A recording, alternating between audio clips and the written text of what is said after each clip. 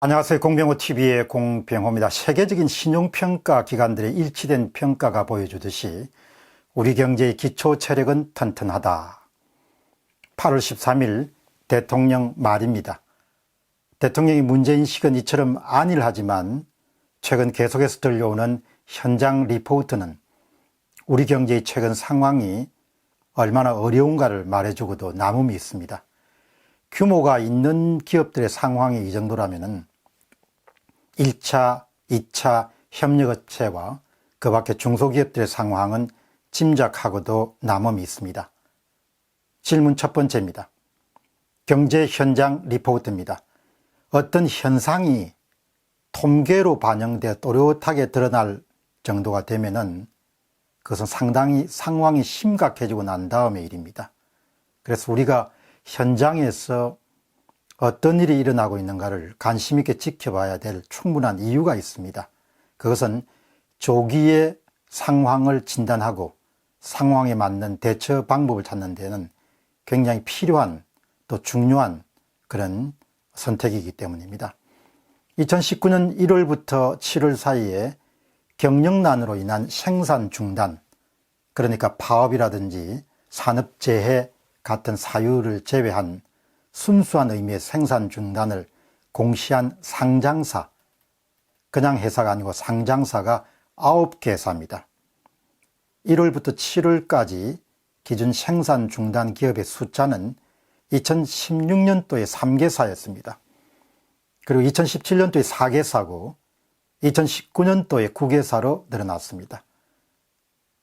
2018년 전체를 통해서 한 해 동안 5개 회사였기 때문에 2019년도에 1월부터 7월 사이에 9개 회사가 생산 중단을 결정한 것은 우리가 주목해야 될 충분한 이유가 있습니다.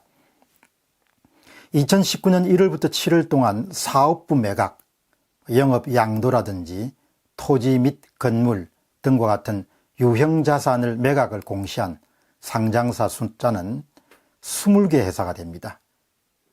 2019년 1월부터 7월 사이에 이 숫자는 2016년도에는 14개사, 2017년도에는 10개사에 불과했습니다.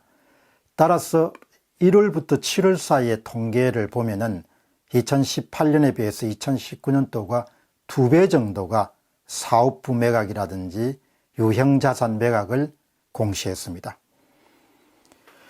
문제의 심각성은 2019년 1월부터 7월 동안 생산 중단, 사업부 매각, 유형자산 처분 공시를 낸 회사가 모두 29개라는 사실입니다.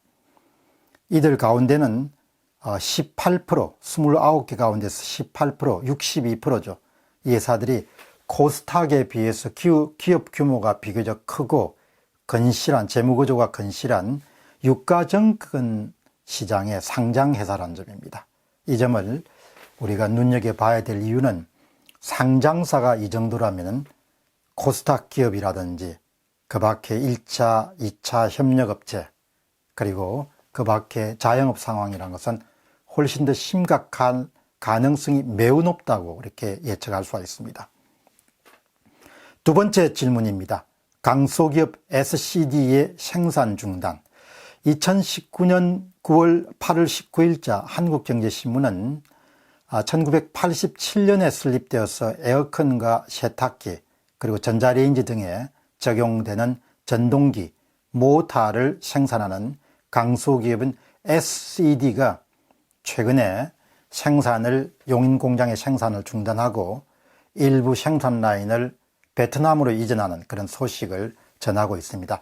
아마 SCD가 생산을 중단하고 베트남으로 이전 결정한 것이 최근에 한국의 제조업체에서 일어나고 있는 아주 전형적인 그런 모습이기 때문에 여러분들에게 소개해 드리겠습니다. 강소기업 SCD가 생산 중단 공시를 낸 시점은 2월 28일입니다.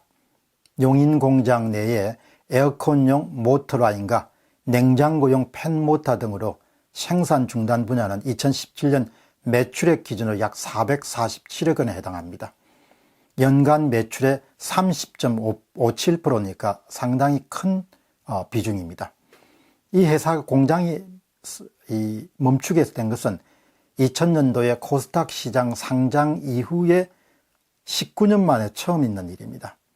SGD는 적자가 지속되는 에어컨용 모터라인 등을 세우기로 결정하고 적자 생산 라인을 관계회사가 있는 베트남 현지 공장으로 순차적으로 이전시킬 계획을 갖고 있습니다. 관계자는 생산 중단 이유를 아주 단호하게 이야기합니다. 수요 감소, 그리고 최저임금 인상 등에 따라서 비용 증가가 맞물리면서 2019년도 1분기에 영업이익이 전년보다 70.2%가 줄어들었다, 이렇게 이야기를 합니다. 2017년과 2018년 2년 동안 최저임금이 29%나 오른 여파로 수익성이 급감하면서 나빠진 것이 생산 중단을 결정한 가장 중요한 이유다, 이렇게 이야기합니다. 또 여기에 더불어서 주 52시간 근로제 시행으로 공장 운영 부담이 커진 것도 생산 중단을 결정하는 데 영향을 미쳤다, 그렇게 또 이야기합니다. 또 흥미로운 사례는 회사 관계자가 이런 이야기를 또 더합니다. 베트남이 생산한 제품을 국내로 역수출하면 물류비가 상당 수준 들지만 낮은 인건비와 세제 인센티브 등을 감안하면 오히려 전체 수익은 한국이 생산한 것보다 훨씬 낫다, 이런 이야기를 전합니다. 세 번째 질문입니다. 진단과 처방입니다. 수출해서 먹고 사는 나라가 지금처럼 단시간 내에 생산 요소 가격을 급등시키는 정책을 계속해서 내놓는 일은 온전한 사람이나 합리적인 사람이나 자기 정신을 가진 사람들이면 절대로 할 수 없는 일입니다. 자기 나라 경제에 대해서 자해행위라는 그동안 비판이 옳았다는 것을 입증하는 그런 사례들을 지금까지 질문 1, 2에서 소개해 드렸습니다. 내부 요인이든 외부 요인이든 간에 매출이 급감하면은 기업들이 취하는 조치들은 대부분 정해져 있습니다. 맨 처음에는 광고비라든지 마케팅 비용 등과 같은 판매 관리비, 변동비 성격의 그런 비용 감축에 나섭니다. 그럼에도 불구하고 효과가 크게 드러나지 않으면 그 다음에는 미래를 준비하는 투자비나 연구개발비를 줄입니다.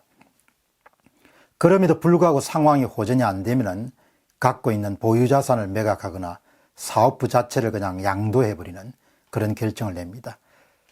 그리고 또 최후의 수단으로서는 이미 상당한 정도의 고정비가 투입된 생산 라인을 중단하는 그런 결정을 내리는데, 이런 기업들이 늘어나고 있는 추세가 오늘날 한국 경제의 현재 상황입니다. 아무튼 상장기업이 생산 중단을 결정하는 상당히 장고, 오랫동안 고민을 합니다. 왜 그런가 하니까 상장기업이 어떤 연유든 내부 요인이든 외부 요인이든 간에 생산을 중단한 것 자체가 주가에 미치는 영향뿐만 아니고 투자자들에 미치는 부정적인 영향이 매우 크기 때문입니다. 8월 16일 저는 공병호 TV를 통해서 중산층 실정이라는 제목으로 방송을 한 적이 있습니다. 그것은 최근에 우리 사회에서 일어나고 있는 중산층 비중의 하락, 그리고 하류층 비중의 상승을 다뤘습니다.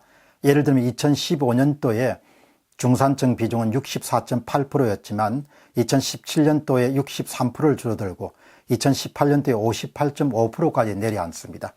반면에 하루층 비중은 2017년도에 15.9%, 2018년도에 17.1%, 그리고 2019년도에 18.1%까지 늘어납니다.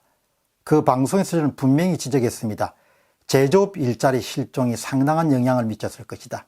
제조업이 일단 떠나고 나면 그것만큼 임금을 제공할 수 있는 그런 서비스업이라든지 다른 곳에 일자리를 마련하기가 쉽지 않기 때문에 한국에서 해외로 많은 공장이 이전한다는 것은 다른 이야기로 하면은 그만큼 중산층에 머물러 있던 사람들의 생활 수준이 하락하는 것을 뜻할 수 있다, 이렇게 지적한 바가 있습니다. 아마 그와 같은 주장을 입증하는 한 가지 사례가 오늘 여러분들의 제시한 사례라고 봅니다.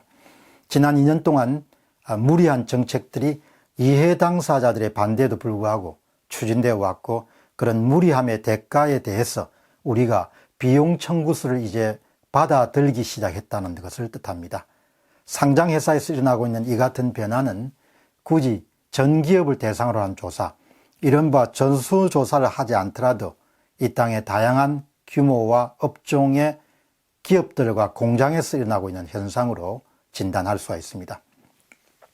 하루속히 정부가 현장을 정확히 직시하고 이 같은 사랑의 엄중함을 한 번 더 자각하고 시장 친화적이고 기업 친화적이고 사업 친화적인 그런 정책으로의 정책 노선과 방향과 정책 콘텐츠를 조정해야 될 그런 시점이라는 점을 강조하고 싶습니다. 우리 경제의 기초가 튼튼하다시는 식의 안일한 진단으로 정책 방향에 큰 수정이 없으면 왜곡된 정책으로 인해서 발생하는 그런 부작용과 사회적 비용은 앞으로 날로 커질 것으로 예상됩니다. 모든 문제 해결책은 지금 일어나고 있는 현장을 직시하는 데서부터 해답을 찾을 수가 있습니다. 공병호 TV의 공병호였습니다. 감사합니다.